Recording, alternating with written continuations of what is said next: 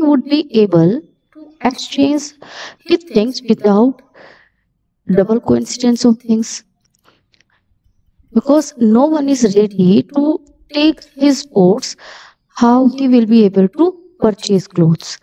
So this is the problem of lackness of double coincidence of wants. Barter system की जब हम बात करते हैं, यहाँ पर एक टर्म और यूज होती है, दैट इज कमोडिटी मनी. जिस तरह से थिंग्स के बदले थिंग्स का एक्सचेंज होता है, the most primitive type of money it is commodity money. प्राचीन समय में कमोडिटी मनी के रूप में भी एक्सचेंज होता था. Some useful commodity that is in general demand is used as an exchange medium and may serve both as the means of payment and measures of values. अब मोस्टली जो general demands की things होती थी उनको exchange किया जाता था एक दूसरे के साथ according to the measurements of value. कैसे? एग्जाम्पल से हम समझ सकते हैं. Various commodities have historically served as money, just like in primitive time, peoples reared cattle, then they used tobacco, sugar, other materials they used, and they wants to exchange these things, just like sugar, grains, nails, shells, hides, and metals, etc. But the transaction is still essentially a barter trade. अब यहाँ पर जो transactions होना चाहिए वो barter trade के रूप में ही होगा. ऑब्वियस है, बार्टर ट्रेड के रूप में ही हम इसको रन आउट करेंगे. बट कैसे? In barter system we observe that things are exchange with other things. अब यहाँ पर एनिमल्स के बदले चीजों का एक्सचेंज हो रहा है, सर्विसेज का एक्सचेंज हो रहा है.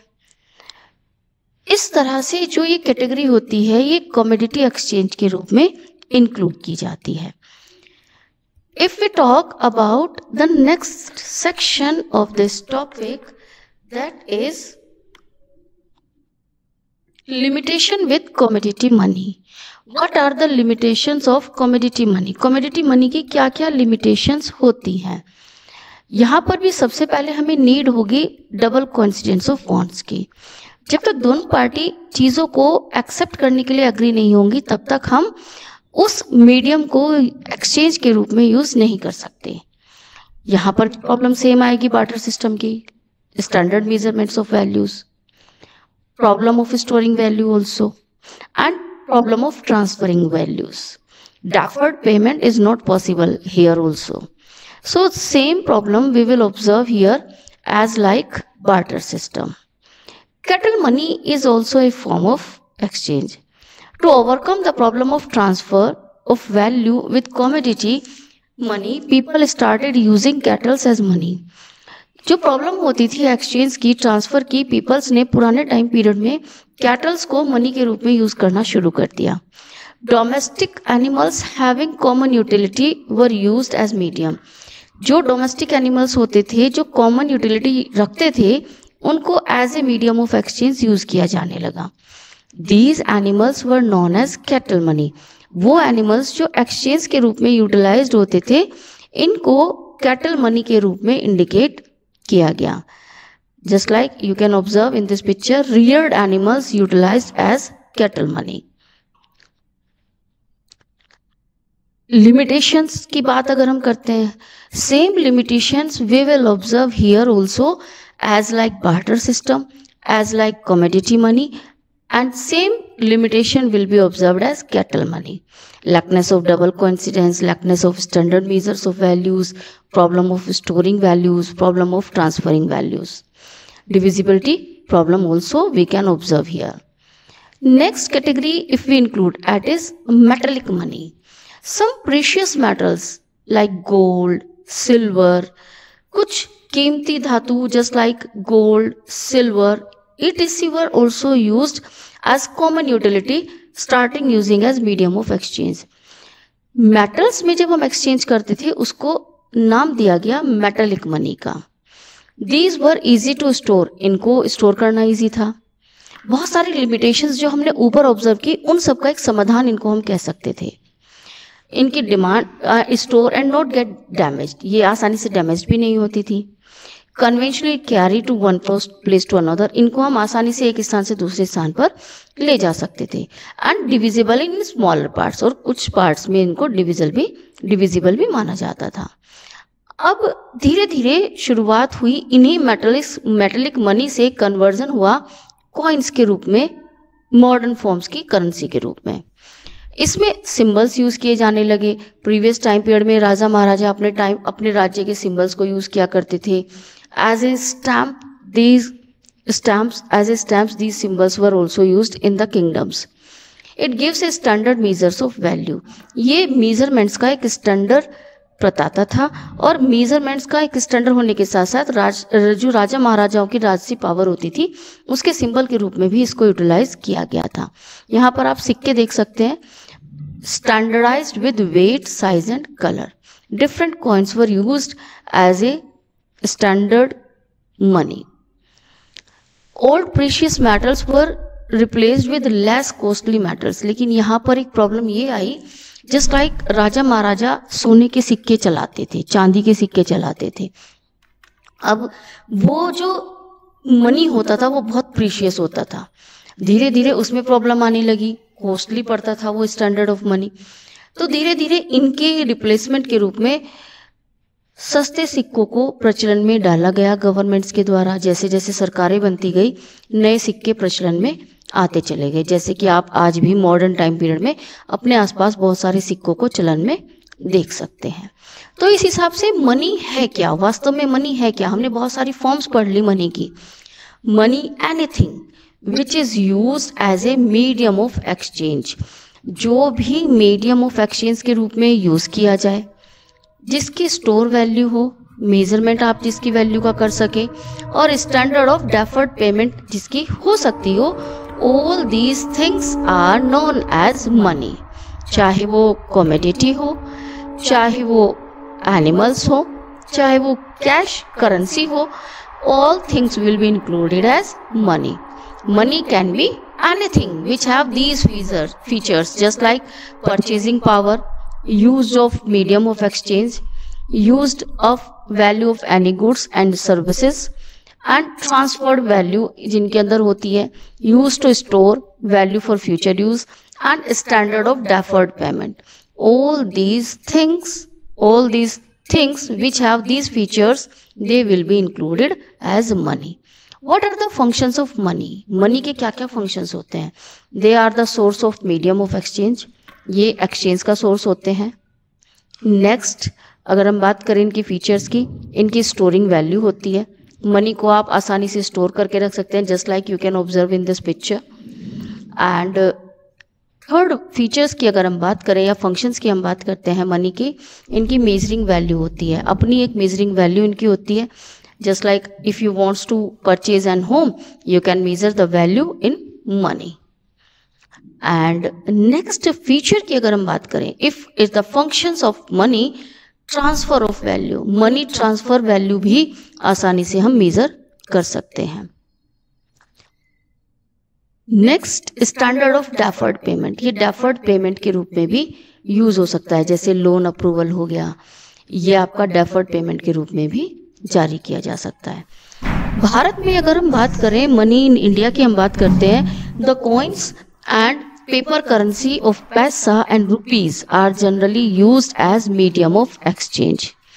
Paper currency note, metallic coins, domination of rupees 2, ये सब चीज़ें हम हमारे देश में जो इशू होती हैं वो रिजर्व बैंक ऑफ इंडिया के द्वारा इशू की जाती हैं। इनको रिजर्व बैंक ऑफ इंडिया को परमिशन दी गई है फाइनेंस मिनिस्ट्री की तरफ से। If you observe in India, deferred payments के जो कॉइन्स है या करेंसी है, कौन कौन सी करेंसी हमारे देश का रिजर्व बैंक इशू कर सकता है? That is 2, 5, 10, 20, 50, 100, 200, 500 and 2000 notes. But in ₹1, it is a subsidies and issue by Ministry of Finance. ₹1 and 50 पैसा जो पहले चलता था प्रीवियस टाइम में, अब 50 पैसे के कॉइन्स नहीं चलते हैं, but ₹1 is issued by the Ministry of Finance. Other names of modern currency, if we observe other names of modern currency in India, symbolic और टोकन मनी भी हम इसको कह सकते हैं। As a currency notes and coins have no or very less intrinsic value but represents a higher value, therefore they are called token money. आप जाते हो कहीं पर भी घूमने जा रहे हो, आपको टोकन दे दिया गया और आपको उसके बदले में टोकन मनी आपको देना पड़ता है, तो ये टोकन करेंसी के रूप में इसको यूज किया जाता है। Next, if you observe other names के रूप में high powered money, currency notes and coins are called high powered money. जिनको अपनी एक्चुअल वैल्यू होती है, they represent higher value, high power money के रूप में इनको हम यूटिलाइज करते हैं। अदर फॉर्म्स में legal tender money, legal tender money भी जो होती है, rupee notes and coins in India are called legal tender money. Rupees notes and coins, these are legal tender money in India because they possess a legal value, क्योंकि इनकी एक legal value होती है और no one can refuse to accept these money, कोई भी इनको लेने से इनकार नहीं कर सकता अपने पेमेंट के मोड के रूप में। इस कारण से हम इनको लीगल मनी के रूप में इंक्लूड करते हैं। यहाँ से एक रोल आता है बैंक का, क्योंकि बैंक मनी से रिलेटेड फंक्शंस को रन आउट करता है। Bank is a financial institution, ये एक फाइनेंशियल इंस्टीट्यूशन है जो मनी के रिगार्डिंग डील्स करता है, मनी को डिपॉजिट करना, क्रेडिट के रूप में देना, ये सारे फंक्शंस बैंकिंग में रन होते हैं। It accept deposits from the depositors, ये डिपॉजिटर्स से डिपॉजिट्स को एक्सेप्ट करता है और नीडी पर्सन्स को जो उधार लेना चाहते हैं उनको क्रेडिट के रूप में लोन भी प्रोवाइड कराता है।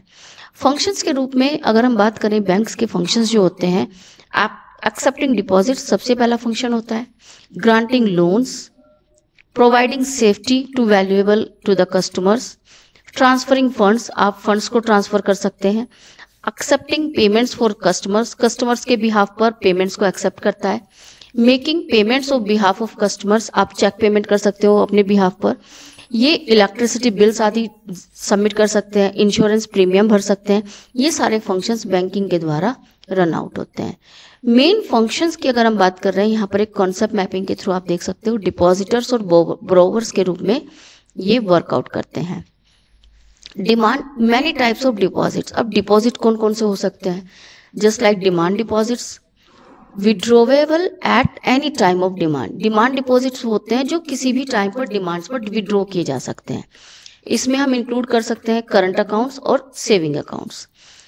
Terms, time and term deposits, एक निश्चित टाइम पीरियड पर ही डिपॉजिट्स विड्रॉ हो सकते हैं, जिसमें आप फिक्स्ड डिपॉजिट्स हो सकते हैं, रिकरिंग डिपॉजिट अकाउंट्स हो सकते हैं, ये आपके एग्जाम्पल माने जाते हैं। डिपॉजिट्स के 4 मेजर टाइप्स होते हैं।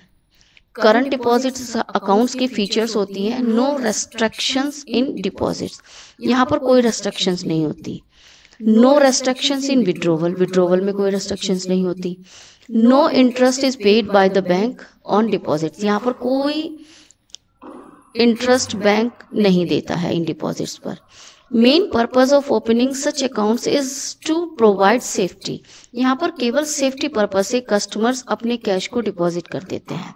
रिच बिजनेसमैन, ऑर्गेनाइजेशंस इस तरह के अकाउंट्स को ओपन करती हैं बैंकिंग में। 4 मेजर टाइप्स ऑफ डिपॉजिट्स में नेक्स्ट होता है सेविंग डिपॉजिट्स अकाउंट्स, यहाँ पर भी कोई रेस्ट्रिक्शंस नहीं है। Withdrawal is possible any time. Low interest rate यहाँ पर होता है 3% से 4% का। मेन पर्पज होता है opening such account is saving and meeting uncertain urgencies. Small businessman और ये अकाउंट्स ओपन करते हैं। रिकरिंग डिपॉजिट्स अकाउंट्स में फिक्स्ड अमाउंट डिपॉजिट किया जाता है for a fixed time interval. Withdrawal is only on maturity, इसमें आपकी फिक्स्ड आपकी जो अकाउंट्स खोले जाते हैं, एफडीज आदि बनाई जाती हैं, वो मैच्योरिटी के बाद ही आपको मिल पाती हैं। गुड रेट ऑफ इंटरेस्ट यहाँ पर दिया जाता है बैंकों के लिए। मेन पर्पस जो होता है कैपिटल फॉर्मेशन और सेविंग के पर्पस से ये अकाउंट खोले जाते हैं। रेगुलर इनकम, यूजुअली जो रेगुलर इनकम होती है जिन पीपल्स की, यूजुअली ये इस तरह के अकाउंट्स खोल सकते हैं। फिक्स्ड डिपॉजिट अकाउंट, जिस तरह से आप एफडीज खोलते हैं, फिक्स्ड अमाउंट डिपॉजिट होती है यहाँ पर भी फिक्स टाइम पीरियड के लिए। मैच्योरिटी पर ही इनको आप विड्रॉ कर सकते हो। हाई इंटरेस्ट रेट इन पर दिया जाता है। मेन पर्पस यहाँ पर भी क्या होता है, earn interest and save for certain future needs. People having no other investment option, यहाँ पर पीपल्स का अदर इन्वेस्टमेंट ऑप्शंस नहीं होता। सम सर्टेन फ्यूचर नीड्स को के लिए डिपॉजिट्स यहाँ पर किए जाते हैं। डिमांड डिपॉजिट भी एक मॉडर्न फॉर्म है मनी के रूप में जो रन होती है। Money in demand deposit can be withdraw, यहाँ पर आप विड्रॉ कर सकते हो by cheque, by ATM। It can be used as a payment mode के रूप में डेबिट कार्ड, चेक्स के थ्रू, बैंक के थ्रू, यहाँ पर नेट बैंकिंग के थ्रू इनको आप रन कर सकते हो। इनके अंदर भी परचेसिंग पावर होती है। मॉडर्न फॉर्म्स में money is anything that has purchasing power. Demand deposits have also it's purchasing power. Money वो है जिसके अंदर परचेसिंग पावर है। चेक ये एक रिटन डॉक्यूमेंट होता है। आप behalf of customer cheque depositors which is a depositor order, ये एक ऑर्डर होता है डिपॉजिटर का जिसको आप सर्टेन अमाउंट में रन कर सकते हैं एंड ये आप चेक के रूप में इशू कर देते हैं। सिंपली चेक दो तरह के हो सकते हैं, अकाउंट टू अकाउंट भी हो सकते हैं और डायरेक्ट होल्डर के नाम पर भी इसको इशू किया जा सकता है। चेक की जो फीचर्स होती हैं, सबसे पहले इसकी फीचर्स है ये एक रिटन डॉक्यूमेंट होता है provided by the bank and written by depositor. जो डिपॉजिटर्स होते हैं जो बैंक में अपना मनी डिपॉजिट करते हैं, ये डिपॉजिटर्स के द्वारा इशू किया जाता है। ऑर्डर टू पे होता है, मॉडर्न फॉर्म ऑफ मनी के रूप में बैंकों के द्वारा इसको इशू किया गया है। इसके लिए इसेंशियल कंपोनेंट्स क्या हैं? सिग्नेचर ऑफ डिपॉजिटर, चेक तभी लीगल माना जाएगा जब उस पर सिग्नेचर होंगे डिपॉजिटर के। नेम ऑफ पे, किसको ये चेक इशू किया गया है, थर्ड पार्टी या एनी सेल्फ बियरर है, उसका नाम भी यहाँ पर होना चाहिए। अमाउंट में must be specific, written in number, number में ये अमाउंट लिखी जानी चाहिए। डेट ऑफ ड्रॉइंग और मेकिंग, इसमें डेट मेंशन होनी चाहिए। Account number of depositor should be mention. Card money and plastic money, this is also a modern form of money now. Debit card, credit card, smart card, health card, ये जो money होता है plastic form में होता है या card form में होता है, इनको हम कार्ड मनी या प्लास्टिक मनी भी कहते हैं। डिजिटल कैश के रूप में नेट बैंकिंग, मोबाइल बैंकिंग आपकी यहाँ पर आजकल चल रही है, गूगल पे आप कर सकते हो। चेक डिमांड बैंक मनी के रूप में ड्राफ्ट, बैंकर्स चेक, ये सब आपकी बैंक मनी के रूप में आता है। क्रेडिट भी एक मॉडर्न फॉर्म के रूप में चलाई जाती है। क्रेडिट क्या है? Credit as an arrangement in which one's financial needs is satisfied with the money और रिसोर्स ऑफ अनदर। यहाँ पर आप क्रेडिट क्या करते हो? Promise to repay in future, आप फ्यूचर में रीपे करने का प्रॉमिस करते हो और उसके बिहाफ पर आपको लोन के रूप में ये क्रेडिट इशू किया जाता है, उसको हम क्रेडिट कहते हैं। क्रेडिट प्रॉमिस है टू पे इन फ्यूचर, फ्यूचर में पेमेंट करने का, कैश, गुड, सर्विस, किसी भी रूप में ये हो सकता है। Role of credit in development, अगर हम बात करें इसका क्या रोल है आज के टाइम पीरियड में, क्रेडिट में proper use of excess money and depositors by channelizing its to profitable investment, profitable investments को चैनलाइज करने के लिए ये मनी यूज होता है। Enable the borrowers to invest more than their resources, यहाँ पर अपने रिसोर्सेज से ज़्यादा बोरोवर इसको यूज कर पाता है। Maximize the use of resources, ज़्यादा से ज़्यादा यूज हो सकता है वर्किंग कैपिटल के रूप में। Helps the lenders to earn interest from their savings, जो लैंडर्स होते हैं उनको अपनी सेविंग से इंटरेस्ट गेन करने का मौका देते हैं। टर्म्स क्या क्या होती हैं क्रेडिट्स की? Different conditions in which the borrower and the lenders agree, different conditions होती हैं जिस पर बोरोवर या लेंडर उस क्रेडिट को देने या लेने के लिए एग्री हो जाए, जिसमें रेट ऑफ इंटरेस्ट आता है आपका। मोड क्या होगा रीपेमेंट का? कोलेक्ट्रोल, डॉक्यूमेंटेशन, जो फॉर्मेलिटीज होती हैं वो ज़रूरी होती है। सोर्सेज ऑफ क्रेडिट क्या क्या होते हैं? इंडिविजुअल और organisations who grants loan, just like हमारे देश में इंडिविजुअल और ऑर्गेनाइजेशन के रूप में बैंक है, NBFIs हैं, कोऑपरेटिव सोसाइटीज़ हैं, ये आपको बैंकिंग सिस्टम के थ्रू या अदर सिस्टम्स के थ्रू लोन प्रोवाइड करती हैं। फैमिली मेंबर्स भी एक सोर्स हो सकते हैं। Friends, traders, money lenders, all are the sources of giving loans. लेकिन हम इनको कैटेगराइज करते हैं 2 कैटेगरीज में, formal and informal sources. Formal sources में कोलेक्ट्रल बाय आरबीआई के द्वारा इनको जारी किया जाता है। रीजनेबल एंड जस्टिफाइड रेट होता है इंटरेस्ट का।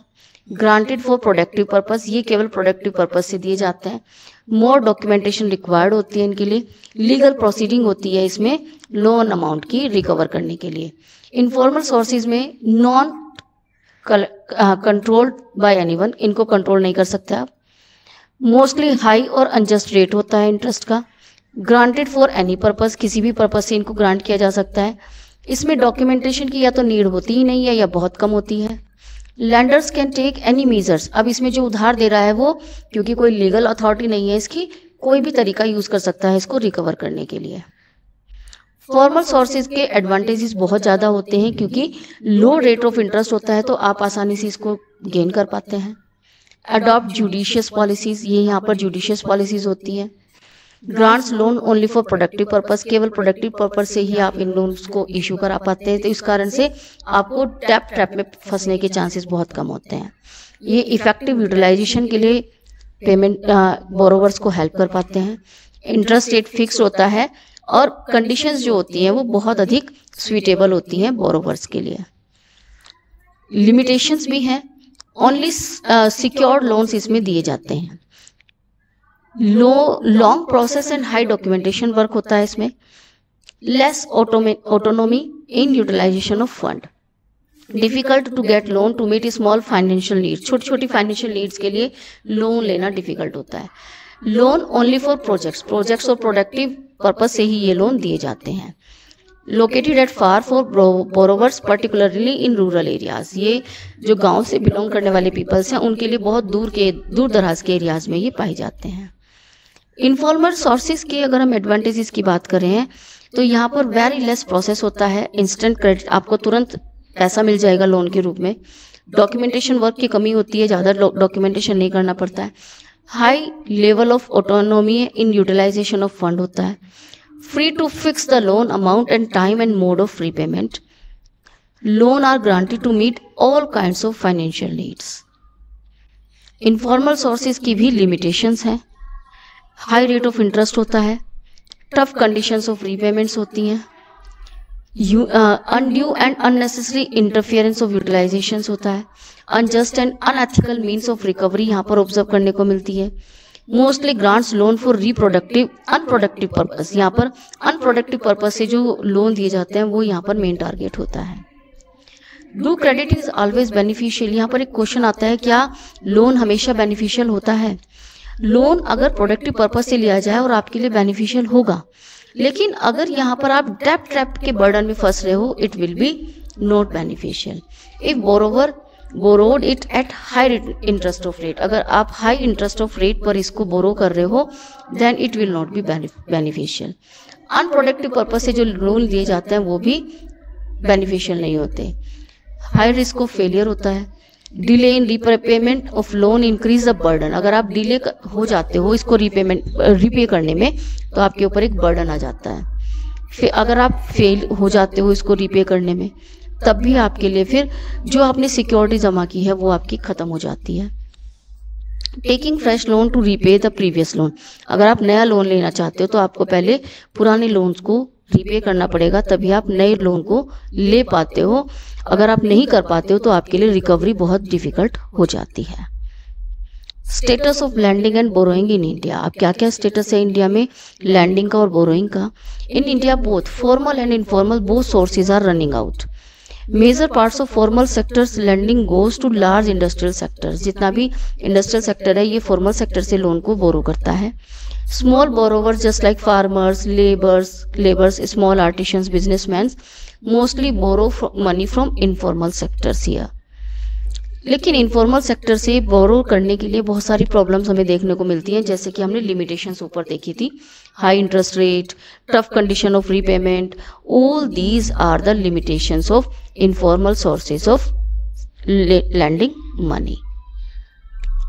अब यहाँ पर बात आती है कि क्यों हेजिटेट होते हैं फार्मर्स बैंकिंग सेक्टर से मनी उधार लेने में। एक तो इलिटरेसी एक मेन कारण हो सकता है, लैक ऑफ अवेयरनेस भी एक कारण हो सकता है, लैक ऑफ कलेक्ट्रल, बहुत ज़्यादा टाइम पीरियड लगता है उस फैसिलिटीज़ में, डॉक्यूमेंटेशन वर्क बहुत ज़्यादा होता है, अनप्रोडक्टिव वर्क के लिए लोन नहीं मिलता, unable to fulfil documentation needed, जो डॉक्यूमेंटेशन फुलफिल करने होते हैं उनमें अनेबल होते हैं फार्मर्स, पुअर एक्सेसिबिलिटी, हो सकता है बैंकों तक पहुंच आसान ना हो उन पीपल्स की, इस कारण से भी वो ये लोन लेना पसंद नहीं करते हैं इन बैंकिंग सेक्टर से। Is it important to protect the borrowers of informal sector? Yes, informal sector से प्रोटेक्शन दी जानी चाहिए बोरोवर्स को। इसके लिए बोरोवर्स को अगर आप एक्सप्लॉयटेशन से बचाना चाहते हैं मनी लेंडर्स के, तो इस सेक्टर को भी प्रोटेक्शन दी जानी चाहिए। इससे क्या होगा, ब्लैक मनी का जो फॉर्मेशन है उसको भी कंट्रोल किया जा सकेगा। क्रिटिकल लॉज बनाए जा सकते हैं। इसके लिए क्या किया जा सकता है, एक्सेसिबिलिटी बढ़ाई जानी चाहिए फॉर्मल सेक्टर्स तक पहुंचने की, डॉक्यूमेंटेशन वर्क को इजी किया जाना चाहिए, फ्लेक्सिबल्स लोन्स बनाए जाने चाहिए, reserved and compulsory lending for rural and small scale industries. इसके लिए कोऑपरेटिव सोसाइटी भी एक बड़ा रोल अदा करती हैं। ऑर्गेनाइजेशंस होती हैं जो ज्वाइंट ग्रुप होता है पीपल्स का, म्यूचुअल हेल्प करते हैं पीपल्स की। Development of the members is the main target होता है। रजिस्टर्ड होती हैं ये कोऑपरेटिव सोसाइटीज, मिनिमम 10 मेंबर्स यहाँ पर रिक्वायर्ड होते हैं। कोऑपरेटिव के टाइप्स हो सकते हैं, फार्मर्स कोऑपरेटिव्स हो सकती हैं, प्रोड्यूसर्स कोऑपरेटिव्स हो सकती हैं, वीवर्स कोऑपरेटिव्स हो सकती हैं, कस्टमर्स कोऑपरेटिव्स हो सकती हैं और क्रेडिट सोसाइटीज हो सकती हैं। इनका एक मेजर रोल होता है। आज के टाइम पीरियड में cooperatives accumulate it's capital with the contribution of members. ये अपने मेंबर्स की हेल्प से, कंट्रीब्यूशन से इन सोसाइटीज को रन आउट करती हैं। कभी कभी बैंक से भी और NFBI से, NBFI से भी लोन अरेंज कराने में ये कोऑपरेटिव सोसाइटीज हेल्पफुल होती हैं। ये लो रेट ऑफ इंटरेस्ट को रन करती हैं, इस कारण से भी बेनिफिशियल्स हैं। प्रॉफिट इनका डेवलपमेंट में, इकोनॉमिक डेवलपमेंट इनका मेन टारगेट्स होता है। सेल्फ हेल्प ग्रुप्स की बात करें तो यहाँ पर ये ग्रुप भी लोन अरेंज कराने में हेल्पफुल होता है। स्मॉल ग्रुप्स होता है, 10 to 20 पीपल्स यहाँ पर आते हैं, सेम लोकेलिटी से बिलोंग करते हैं। इसमें जो मेंबर्स आते हैं इन सब का जो टारगेट होता है, पर्पस होता है, वो इकोनॉमिक वेलबींग होता है सभी मेंबर्स का। They either carry small collective business, इनके छोटे छोटे बिजनेस हो सकते हैं, कलेक्टिव बिजनेस हो सकते हैं। गवर्नमेंट एनकरेज सच ग्रुप्स, गवर्नमेंट हमेशा इन ग्रुप्स को प्रोत्साहित करती है वर्कआउट करने के लिए। इन ग्रामीण बैंक ऑफ बांग्लादेश से इसका ओरिजिन माना जाता है। बिगेस्ट सक्सेस स्टोरी यहाँ पर इनके द्वारा रन की गई है। ये आइडिया जो था ब्रेन चाइल्ड ऑफ डेवलपमेंट का रिनोड इकोनॉमिस्ट मोहम्मद यूनुस के द्वारा इसको प्रेजेंट किया गया था 1996 में। So this chapter is completed here. You can watch out this video